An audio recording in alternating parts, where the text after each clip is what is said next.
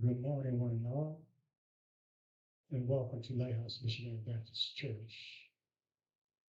As always, we are blessed to have you in the midst, and we do pray that something that's said and done during this service will be a blessing to you and your family now and in the week to come. Make a joyful noise to the Lord, all the earth. Serve the Lord with gladness. Come into his presence with singing. Know that the Lord, he is God. It is he who made us, and we are his. We are his people and the sheep of his pasture. Enter his gates with thanksgiving and into his courts with praise. Give thanks to him and bless his name, for the Lord is good. His steadfast love endures forever, and his faithfulness to all generations.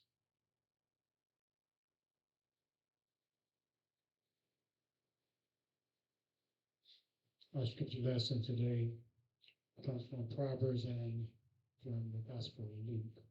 Proverbs chapter 11, verses 15 to 25, and Luke chapter 21, the first 4 verses.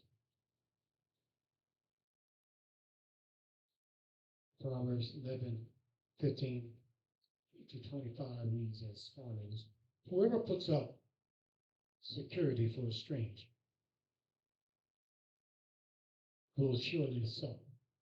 But whoever refuses to shake hands and pledge is safe. A kind-hearted woman gains honor, but ruthless men gain only wealth. Those who are kind benefit themselves, but the cruel bring ruin on themselves. A wicked person earns deceptive wages, but the one who sows righteousness reaps a sure reward. Truly the righteous attain life, but whoever pursues evil finds death. The Lord detests those whose heart are perverse, but he delights in those whose ways are blameless. Be sure of this, the wicked will not go unpunished, but those who are righteous will go free. Like a gold ring in a pig's snout is a beautiful woman who shows no discretion. The desire of the righteous ends only in good, but the hope of the wicked only in wrath. One person gives freely, yet gains even more. Another withholds unduly, but comes through poverty. A generous person will prosper,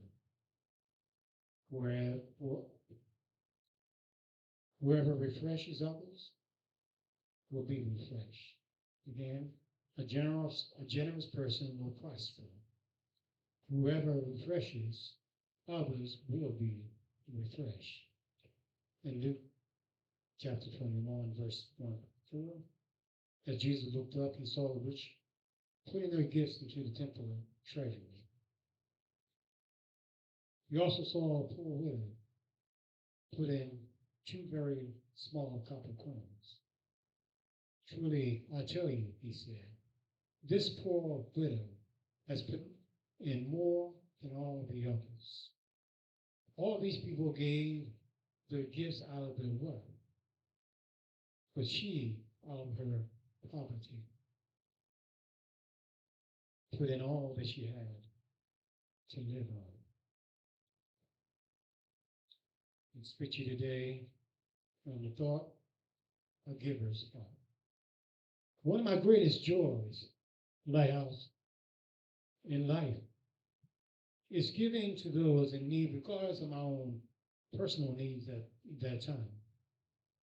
Giving without holding back and without resentment, not hoarding but freely given to others from the blessing God has granted me. Something we all should be doing. A giver's heart embodies a beautiful and selfless spirit, one that is so sadly missing today. Giving is more than a transaction. It is an expression of our love for others and for God. When we give out of a generous heart, not out of obligation or expectation of getting something in return, we reflect God's unconditional love to those around us. This giving glorifies God because it showcases his character. The words of Proverbs chapter 11, verses 15 to 25 highlights the importance of integrity, generosity, and wise communication. They encourage us to consider our actions, words, and interactions with others in the light of God's wisdom. Unlike tax collectors who merely focus on collecting dues, God is more interested in the attitude of our hearts when we give. It is not about quantity. It is about quality, or the quality of our giving. 2 Corinthians 9:7 emphasizes that God loves a cheerful giver, one whose heart is aligned with generosity. Heart giving involves sacrifice. And we talk about giving from one's heart. It is not about giving from our abundance, but about asking ourselves, what have I given up? What have I gone without? God seeks hearts that are wholly committed to him. Our sacrifices demonstrate surrender and trust. The widow in Luke 21 demonstrated that heart giving means giving not just based on quantity, but on sacrificial commitment. The widow's small offering of the 2 copper coins had an immeasurable impact. Over time, her story has touched countless lives. Her heart giving is not just about immediate results, but rather it's about the eternal ripple effect. Souls saved, fed, healed, and encouraged, all because of her sacrificial heart. God does not need our money.